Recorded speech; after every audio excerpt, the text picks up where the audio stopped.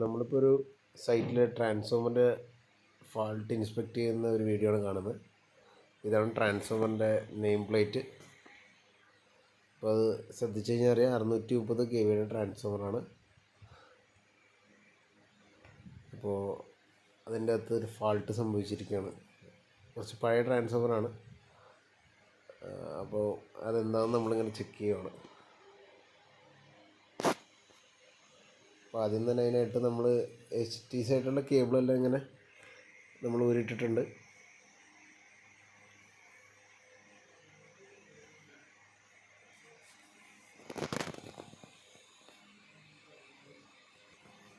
LT സൈഡിൽ 4 റൺസിൻ്റെ 400 square എമ്മിൻ്റെ 4 റൺസാണ് വന്നേക്കുന്നത്, 3.5 കോർ.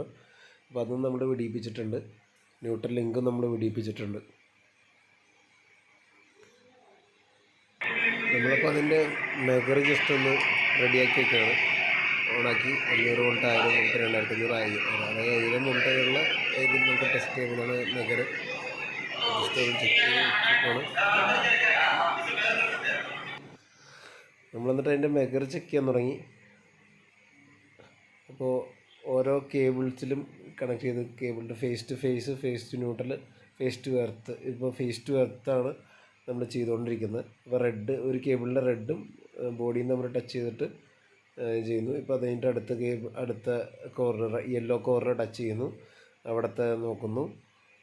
അങ്ങനെ ഓരോ കോറിൻ്റെ നമ്മളിവിടെ ചെക്ക് ചെയ്തുകൊണ്ടിരിക്കുന്നതാണ് കാണുന്നത്.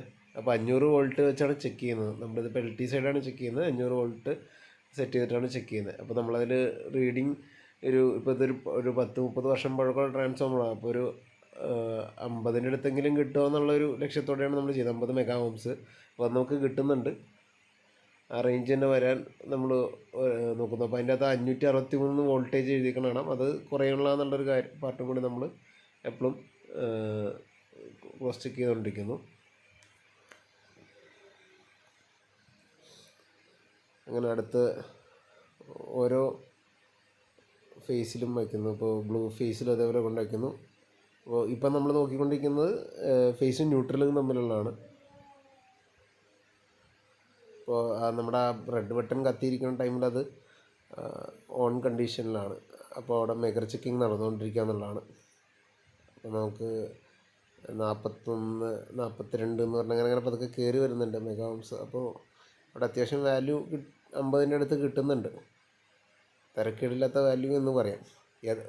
യഥാർത്ഥത്തിൽ നമ്മൾ ഇത് കൂടുതലുള്ള വാല്യൂസ് വേണം. അതിൻ്റെ ചെക്കിങ്, അതായത് ഒരു ഫ്രഷ് ആയിട്ടുള്ളൊരു സാധനം ചെയ്യുമ്പോൾ ഇതൊന്നും മതിയാവില്ല.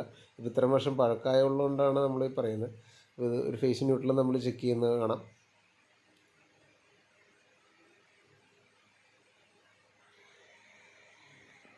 ഇനി നമ്മൾ അത് കയറി ചെല്ലുന്ന പാനലിൻ്റെ ബ്രേക്കർ സൈഡിലാണ് നമ്മൾ നോക്കുന്നത്.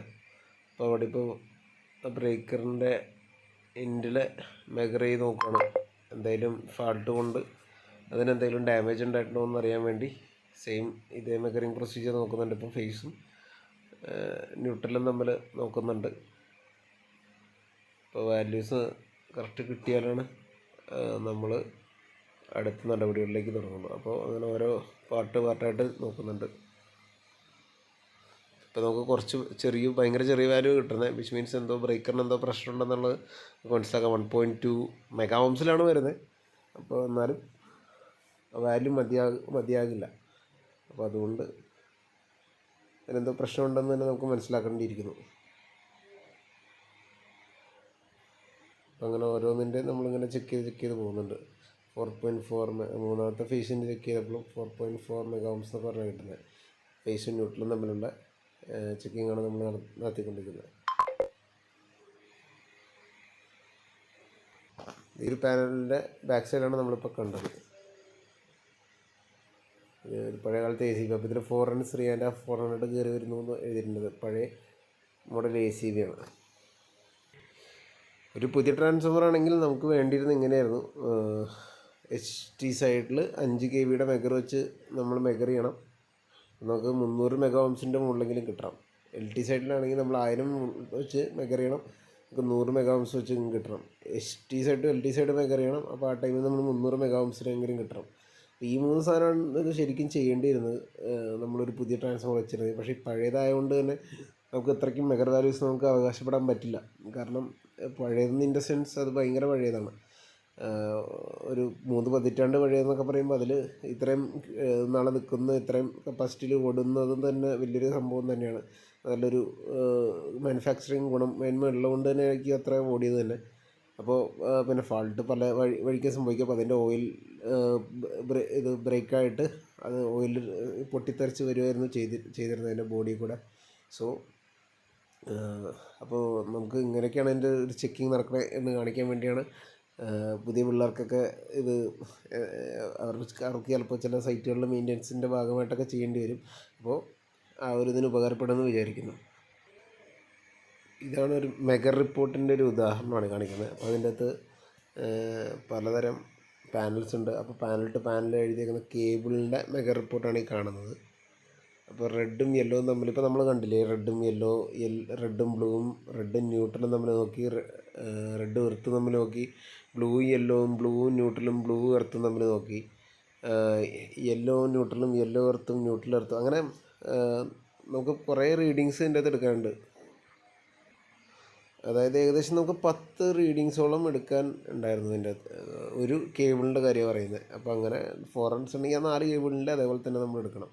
അപ്പോൾ ഇതിൽ 1000 വോൾട്ടിൻ്റെ മെഗർ വെച്ച് യൂസ് ചെയ്തിട്ടാണ് ചെയ്തതെന്നൊക്കെ പറഞ്ഞ് എഴുതിയിട്ടുണ്ട്. അപ്പോൾ ആസ് പെർ സ്റ്റാൻഡേർഡ് നമുക്ക് ശരിക്കും പറഞ്ഞാൽ 100 കിട്ടിയാലും മതിയായിരുന്നു. അപ്പോൾ അത് കൂടുതലുണ്ടെന്തായാലും മിക്ക റീഡിങ്സും നോക്കിക്കഴിഞ്ഞ് കഴിഞ്ഞാൽ അത് കൂടുതൽ തന്നെ കാണാം. സോ ചിലതിൽ ഇൻഫിനിറ്റിയും വരുന്നുണ്ട്. അത് ഭയങ്കര ഹയർ വാല്യൂസ് ഉണ്ട്. അപ്പോൾ നമുക്ക് ബെറ്റർ വാല്യൂസ് വരുന്നത് അത്ര നല്ലതാണ്. നമുക്ക് മിനിമം റിക്വയർമെൻറ്റ് സാറ്റിസ്ഫൈ ചെയ്യുന്നുണ്ട്. ഇത് പുതിയൊരു പ്രോജക്റ്റാണ്. പുതിയത് മീൻസ് ആ ടൈമിലെ പുതിയ പ്രോജക്റ്റ് 2018 പ്രോജക്റ്റാണ്. അപ്പോൾ അതിൽ ഫ്രഷ് ആയിട്ട് ചെയ്യുമ്പോൾ നമ്മൾ ഓരോ കേബിൾസിൻ്റെ ഫ്രം ടു എന്ന് എഴുതിയിട്ടുണ്ട്. അതിൻ്റെ മെഗർ ചെയ്തേക്കുന്ന വാല്യൂസാണ്.